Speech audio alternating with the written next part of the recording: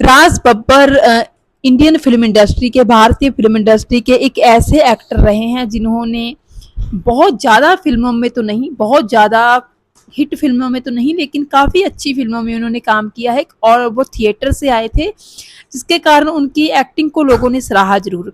उनकी सबसे ज़्यादा नोटिस की जाने वाली सबसे पहली दफ़ा फिल्म थी उनकी इंसाफ का तराजू, जिसमें उनके उन्होंने जीनत अमान और दीपक पराशर जैसे अभिनेताओं और अभिनेत्री के साथ काम किया, जिसमें पद्मिनी कोल्हापुरी भी एक चाइल्ड आर्टिस्ट के रोल में काम कर रही थी। हालांकि ये नेगेटिव भूमिका थी राज बब्बर की, लेकिन लोगों ने इस नेगेटिव भूमिका को भी पसंद किया था। राज बब्बर की आज हम पर्सनल लाइफ की बात करेंगे। राज बब्बर जब फिल्म इंडस्ट्री में आए थे, तब आने के बाद उनका थोड़े देर के बाद ही नादिरा बब्बर के साथ उनका निकाह हो जाता है, शादी हो जाती है उनकी। और फिर उनके दो बच्चे होते हैं, आर्य बब्बर और जूही बब्बर। जूही बब्बर उनकी बेटी हैं, बड़ी हैं, और आर्य बब्बर। इसी दौरान फिर राज बब्बर का फिल्म इंडस्ट्री में काफ़ी अच्छा रुतबा हो गया, काफ़ी अच्छी आर्ट फिल्मों में भी काम करते थे, लोग उनके कला की सराहना करते थे। फिर उन्होंने एक फिल्म की थी समिता पाटेल के साथ, भीगी पलकें।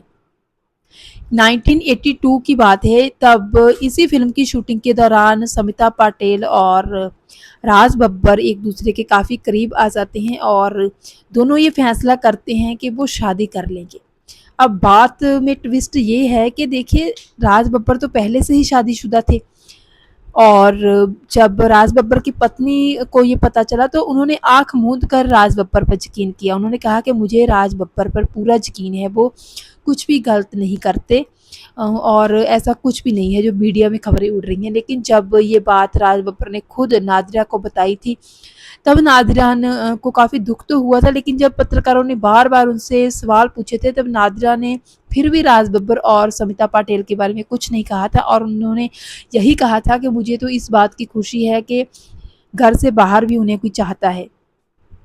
और उन्होंने कहा था कि समिता पाटेल एक अकेली रहने वाली लड़की है, और अगर उनको उनके पति से प्यार हो गया है तो इसमें कौन सी बड़ी बात है, कौन सी गलत बात है। आपको समिता पाटेल के बारे में बताते हैं कि समिता पाटेल भारतीय फिल्म इंडस्ट्री की काफ़ी अच्छी एक्ट्रेस रही हैं। उन्होंने बहुत सारी उम्दा फिल्मों में काम किया है, और जब वो फिल्म इंडस्ट्री में आई थी उससे पहले वो रेडियो पर एंकरिंग के तौर पे काम कर रही थी, एंकरिंग कर रही थी, और फिर उनको धीरे धीरे फिल्में मिलने लगी और आर्ट फिल्मों में उन्होंने काम किया।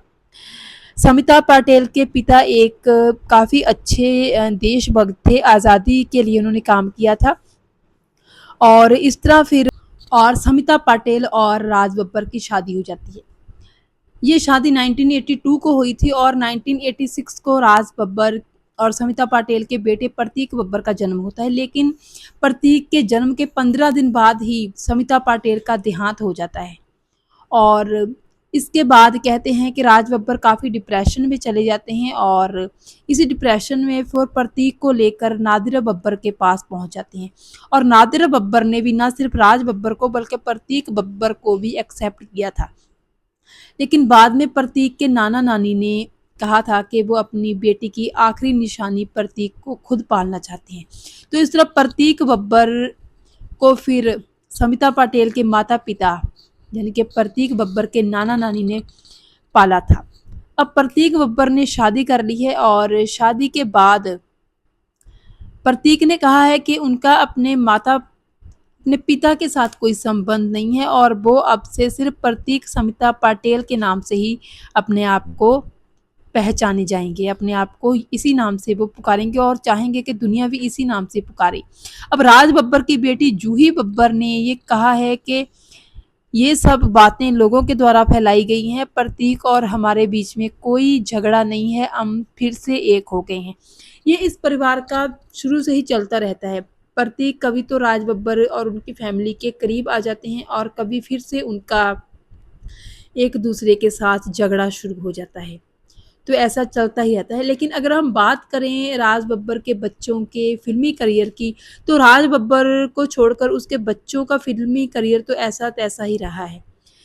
राज बब्बर के बेटी जूही बब्बर ने भी फ़िल्म इंडस्ट्री में शुरुआत की थी।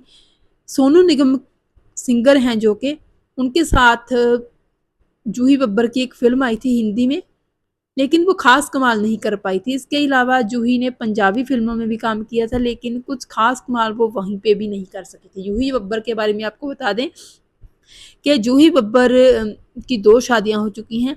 उनकी दूसरी शादी क्राइम पेट्रोल वाले अनूप सोनी के साथ हुई है।